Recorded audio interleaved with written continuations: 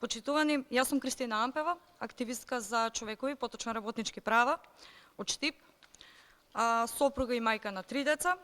Председателка сум на една организација за заштита на работнички права, основачка на тоа исто здружение и организација, се со поради потребата да се слушне гласот на обесправените, гласот на жените, гласот на работниците.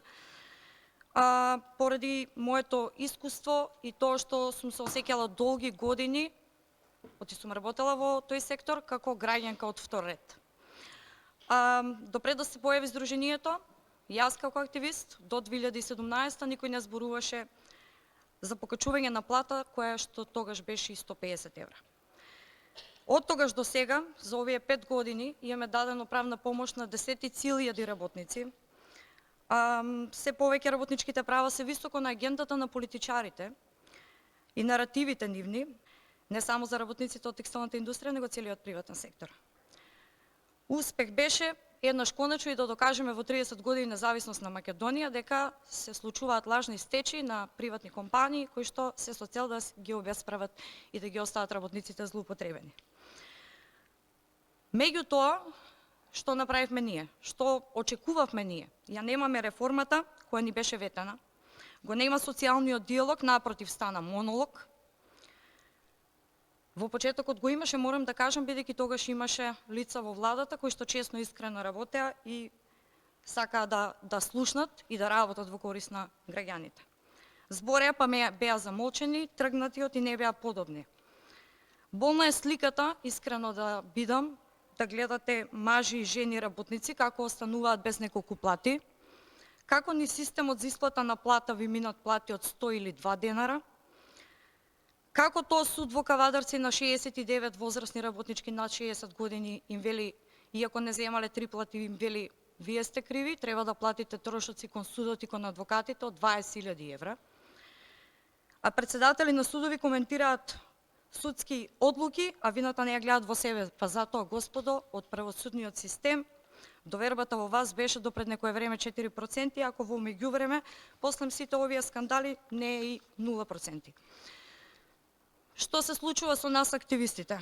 Притисоците се редовни, еве конкретно можам да зборам за мене, не знам за другите, поради тој мој активизам, тоа што немам никаква партиска позадина од 2015 па наваму, поради тоа што не молчам и сум гласна, така беше и во режимот кој што го имавме на Груевски, а меѓутоа притисокот постои сега во време на социјалдемократска власт.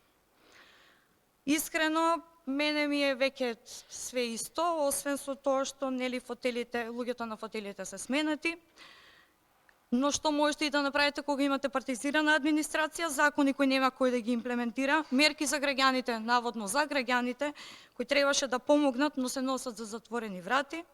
Што да кажете за едно јавно обвинителство кое освен политички монтирани процеси не гледа како државните пари од државниот буџет, народниот, нашите пари од даноци се злоупотребени, па дури во време на прогласена кризна состојба, каква што имавме изминатите години. Предмети кои се пред тоа јавно обвинителство 3-та година, меѓутоа не се сметаат за примерни, бидејќи ете се работи за доноците на граѓаните, не е тоа примерно. Што да кажете за најголемата стапка на инфлација и осоромашување дури на работничката класа, не само на социјалните случаеви. Поради тоа што повторно нема широка дебата, нема вклученост на експерти, него гол популизам и пиар. Што да кажете кога млади квалификувани кадри се гледаат не по својата професионалност, туку се гледаат по нивната партиска книжка, па на крај чарето си го бараат надвор од државата.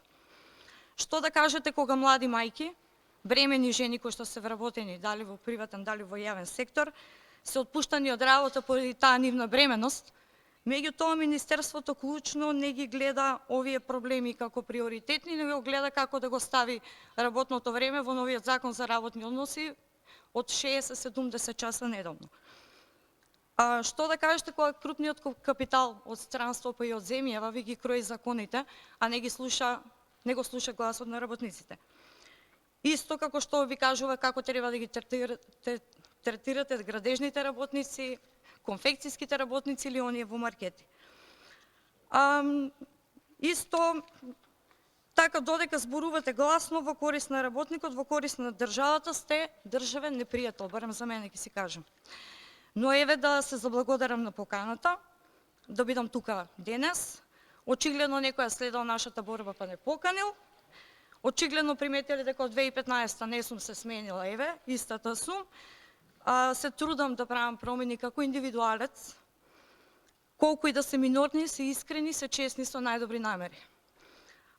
Дека луѓето кои што бевме и во шарена револуција, не се продадовме за неколку гроша златника, сребреника, туку останавме исти, непријатели на било која власт.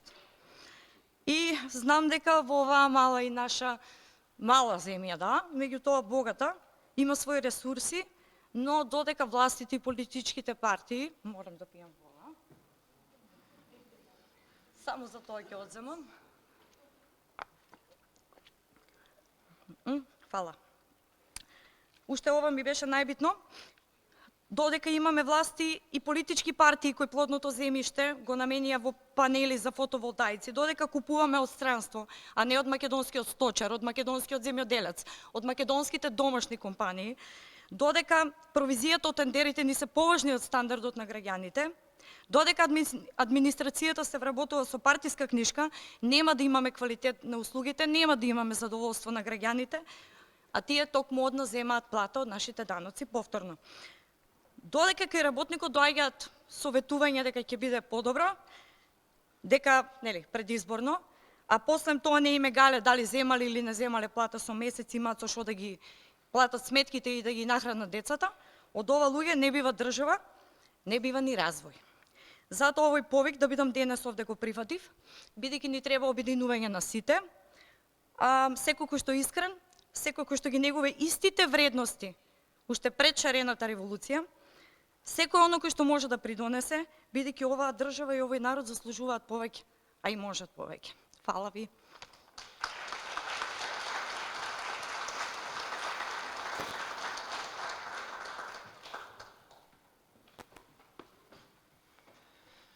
Почитувани, јас сум Александар Тасовски, контролор на летање 27 години, од кои 17 години сум активен председател на Синдикатот на контролори на летање. Од тие 17 години на моја активност правевме големи број на закони, акти, правилници, други документи кои што само по себе е парадокс, затоа што синдикатот по правило треба да бара поголема слобода и одврзани раце, повеќе одврзани раце. Меѓутоа, ние уствари ги баравме тие закони и правилници и акти за да се сочуваме фирмата од нашите директори, од нашите влади кои што во тој момент беа актуелни.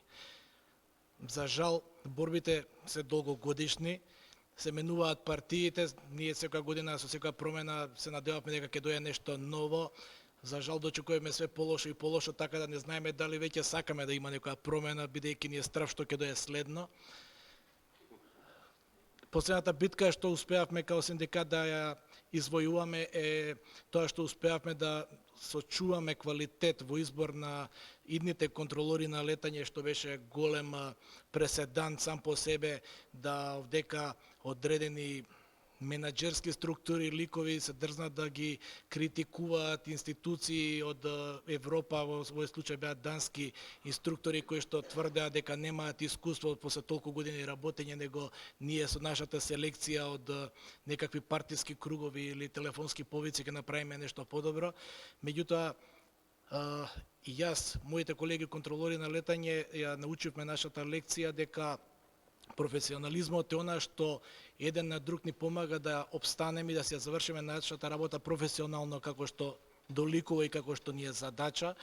Го препознавме тој момент, тој модел као таков и затоа застанавме заедно и успеавме да ја избориме таа битка дека не може да биде ни една партија, ни еден директор, ни еден министер појак од самите нас ако сакаме нешто да направиме како што треба да биде. Ја добив 4 минути исто дека да кажувам, да зборам, за жал тоа е премногу мало време, кратко време за да со тие 4 минути кажам колку сакаме да живееме во една нормална земја каде што нема да као председател на синдиката се замарам со тоа кои ќе бидат и како ќе бидат бирани кандидатите, него ќе знам дека ќе биде тоа сето регуларно како што доликува, дека тие лица кои што ќе дојдат да бидат мои колеги ќе бидат вистинските лица. тие другите што ќе бидат вработени од други служби нема да бидат вработени за да седат на улица, пијат кафе и да едноставно не се појавуваат на работно место, а да тие јадни останати вработени кои што немаат никаква поддршка, што ја ги викам ничии, да мора да ги завршуваат нивните работи. И поради тоа рековме дека ќе продолжиме на ниво на нашата фила да се бориме за таа наша задача да продолжи да успееме во тоа, меѓутоа благодарение на Никола овдека, некој од страна успеа да ги препознае нашите активности, нашите заложби за подобрување на работите во државата, затоа сме тука и овие 4 минути нема многу да помогнат, меѓутоа она што ќе го направиме, верувам заедно да ги подобриме работите и животот на луѓето и самата оваа држава, ќе биде подолг период, меѓутоа ќе даеме све од себе и тоа да успее и да еден ден се разбудиме навистина да живееме растеретени од сите овие бремиња кои што во моментов не тиштат. Ви благодарам на сите.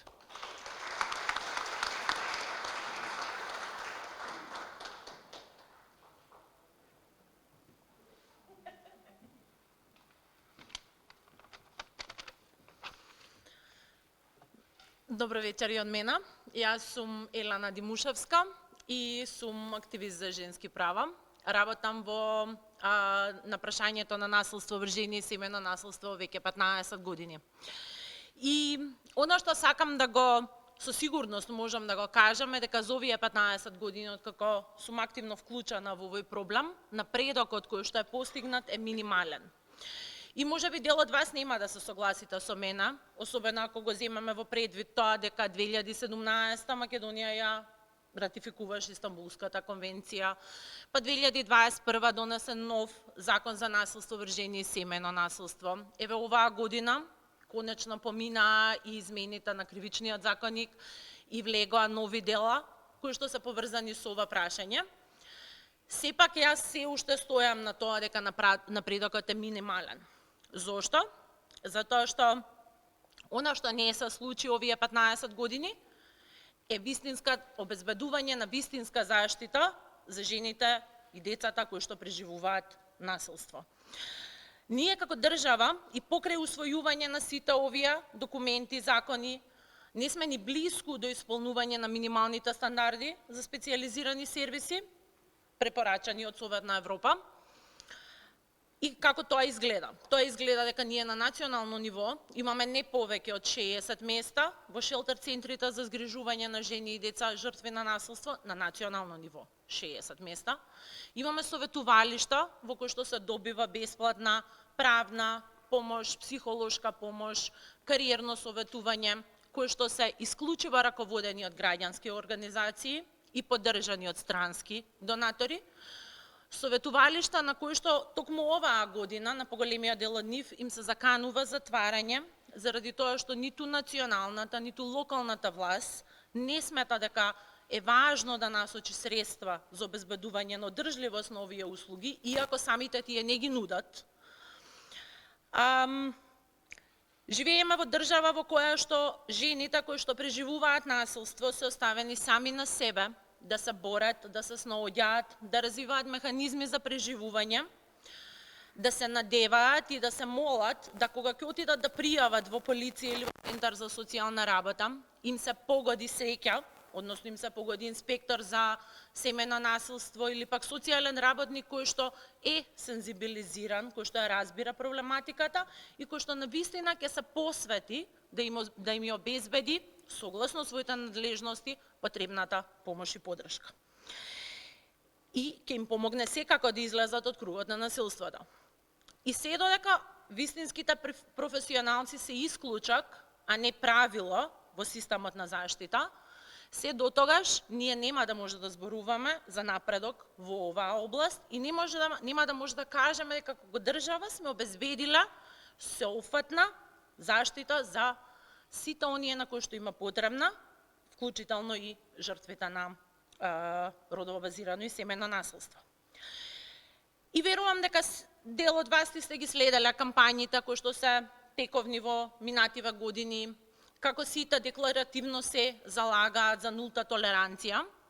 И се е добро кога зборуваме, кога дискутираме. Но проблемот не се решава со зборување, проблемот се решава со делување, со превземање на конкретни чекори и конкретни акции. Така да, насилството врз жените и семејното насилство можам да заклучам дека никогаш не било приоритет на нашата држава и време е навистина тоа да се смени, особено ако сакаме да зборуваме за тоа дека ако сакаме да живееме во општество, во здраво општество, општество кое што се стреми кон културен, социјален, економски развој, се додека постои овој процент на насилство кој што го имаме сега и се додека не се развие систем кој што навистина ќе обезбеди помош и поддршка, нема да може да зборуваме за развој и за здраво општество. Ви благодарам на Никола за поканата и навистина се надевам дека ќе успееме да направиме провел. Благодарам на сите.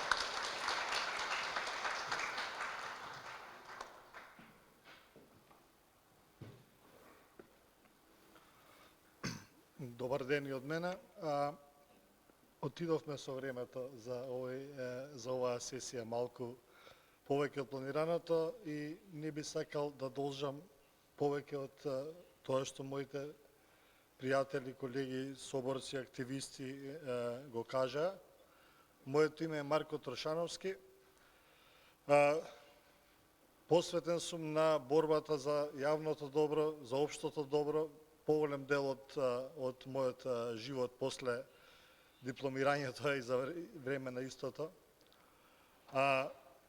Не подготвив говор за денешниот настан затоа што сите сиот овој период поминуваме низ постојани турбуленции од надеж, очај, апатија, повторна надеж, повторна борба, повторни соочувања низ кои што сите овие години сум одржал повеќе говори низ кои што на многу пати и сум ја губел надежта и повторно се разгорувала желбата за соочување и борба. Сега како родител на 3 деца многу помалце енергија имам за да го правам истото, но многу повеќе мотив да бидам посветен на оваа борба. Иницијативата ја прифатив токму од причини кои што беа веќе кажани, кои што не сакам да ги повторувам, меѓутоа она што мислам дека не обединува сите овде, но и сите останати кои што не се тука присутни, а се гласни, е тоа дека треба конечно да излеземе од чувството на немоќ кое што повторно се создаде и исползи во умовите на многумина луѓе во оваа земја, чувството на безнадежност и не би сакал понатаму да зборам за овие негативни психолошки диагнози, затоа што всушност на некој начин се волшебна спирала која што повторно не влече доле.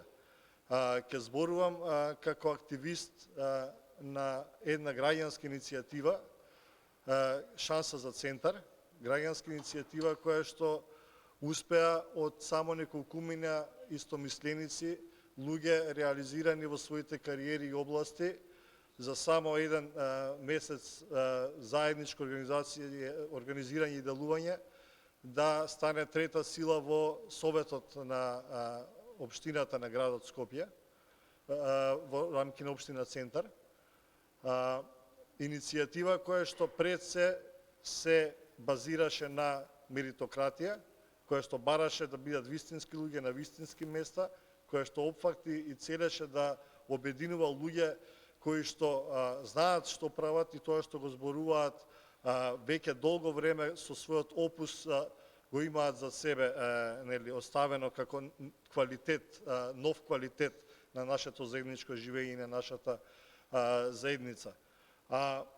Тоа беше во период кога апатијата за која што зборуваме резултираше со рекордно висок број на кандидати и независни листи на локалните избори, вкупно 80 отприлика, мислам дека никогаш во историјата толкав број на независни листи имало, а тоа е токму поради причината што луѓето не се препознаваат и не се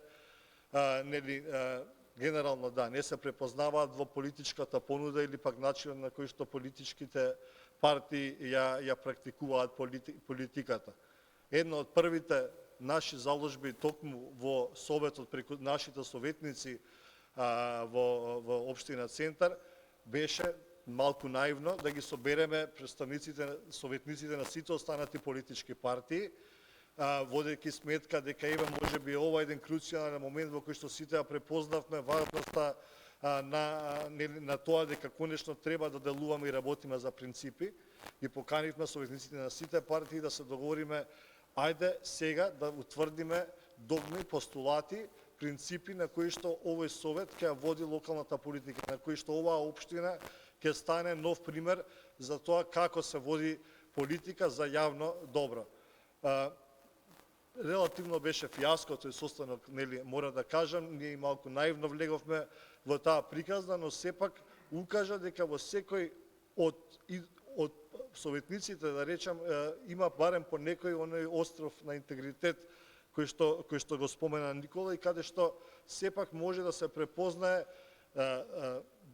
делумно заспана, делумно, нели, бунтовна граѓанска свест, некогаш во заложба на политичките партии, некогаш притаена поради која што имате, односно неможноста политички да делувате, да не сте дел од процесот на донесување на одлуки, но сепак Шансова Центар продолжи да се бори и покрај овие првични разочарувања. Мислам дека освојувањето на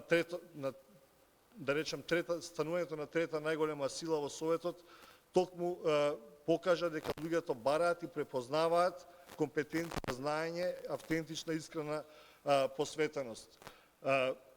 Бевме посветени и сме посветени на визуализација, односно поедноставување на комплексните локални политики до граѓаните, потикнување на чувството кај граѓаните за заедница, за потребата да бидат вклучени во истата, ги мапиравме сите загадувачи од јавните објекти кои што се горат или кои се загреват на нафта и мазут, за да укажеме каде и конкретно преку бројки треба да се промени оваа барем политика што се однесува на загадувањето. Баравме, што е малку и смешно, отвореност и транспарентност во работа на процесот, едноставно преку тоа да се пренесуваат онлайн разговорите на советниците во општина Центар, во главниот град на нашата држава, нешто што до ден денеска не е овозможено за да можат, нели, зад кулисните пазарења и перипетии да доминираат повторно со начинот на кој што политиката се креира. Како и да е, да не ложам многу, ние она што е наша цел, она што мислам дека оваа иницијатива и сите други иницијативи и партии со кои што во иднина би се соработувало и со кои што и Шансова Центар е отворена секогаш да соработува, е дека чувството на немоќ не смееме да го засилиме повеќе. Веќе премногу пати оваа земја падна и стана за да си дозволи уште еднаш целосно да потоне во на апатија, на дефетизам, во на жива кал. И од тука се разбира дека владењето базирано на меритократија, пред се вистинските луѓе на вистинските места, владењето или водењето политика базирано на одговорност и отчетност пред се за сработеното, е она на кое што и во иднина ќе се посветиме како иницијатива, она на што мислам дека сите заедно тука сме посветени целосно со нашите делувања и живот, и мислам дека поддршката и од вас присутните